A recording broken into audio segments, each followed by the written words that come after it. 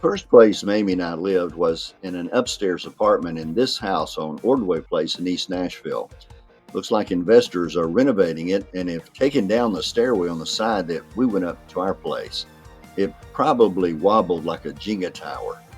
The house was owned by Mrs. Dinwiddie. That's a name you don't forget.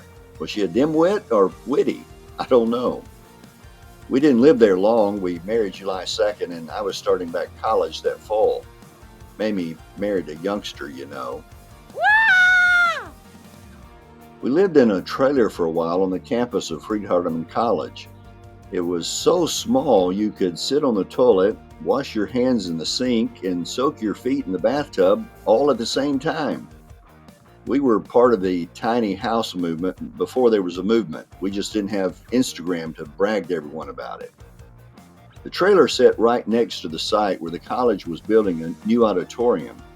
One day a construction worker mistook our home for the construction shack. The door flew open and there he was, confused as he looked at us and realizing this was our home.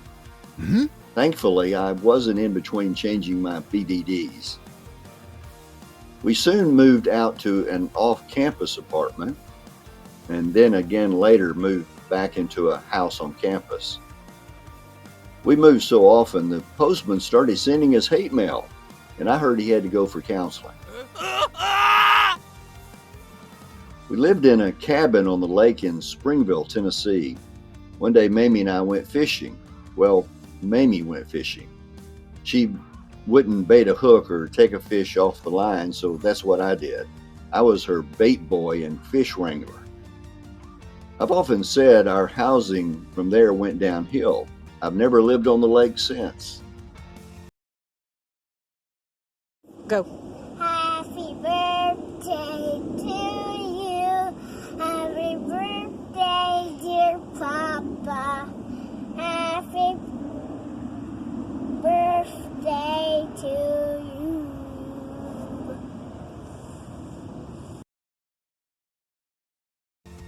We lived in this house in Kenton, Tennessee. Kenton, home of the white squirrels.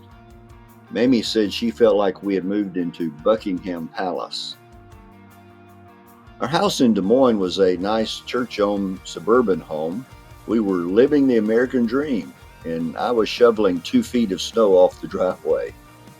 Did you know you can sweat when it's 10 degrees outside? In Grenada, Mississippi, we bought our first house. It was $67,000. It was so much money, I remember my hand shaking as I signed the papers, even more than when I signed my marriage license.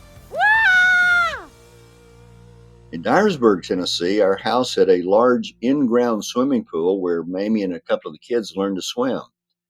I learned how much work it is to keep a pool from turning into a murky swamp.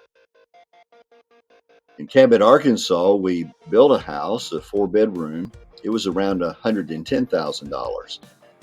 I'm sure buying it terrified me too. I got to learn to carry a paper bag with me to breathe into.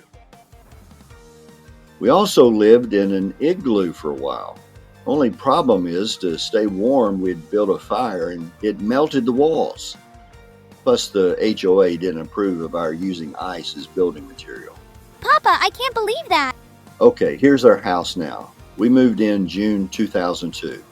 It's great. The walls don't melt. A few years back, I took some photos and wrote a description of our house to put on Home Exchange. We never swapped, but I learned something. I could have made it as a real estate copywriter.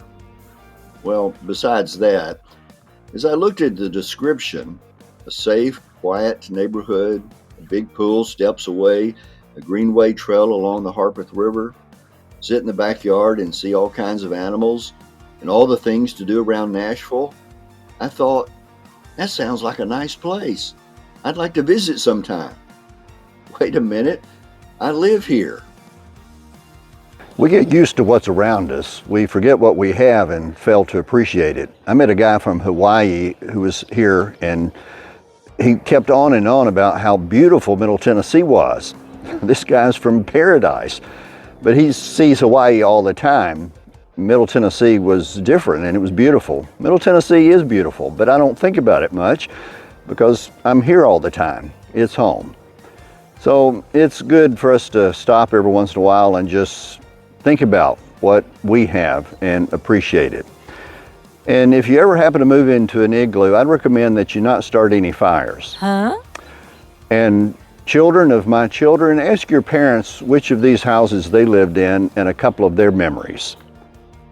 Peace, love, and don't eat all of the banana pudding.